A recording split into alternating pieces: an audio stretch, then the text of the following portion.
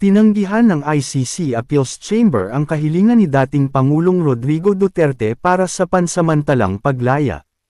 Ang desisyon ay bahagi ng tuloy-tuloy na imbestigasyon ng ICC sa mga alegasyon ng karahasan at paglabag sa karapatang pantao noong panahon ng kanyang administrasyon.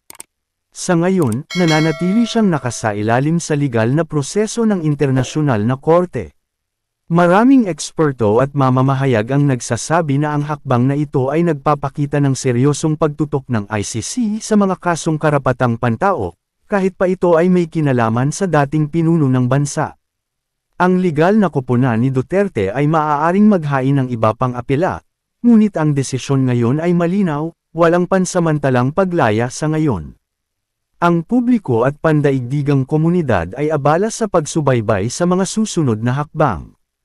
Ano ang ibig sabihin nito para sa Pilipinas?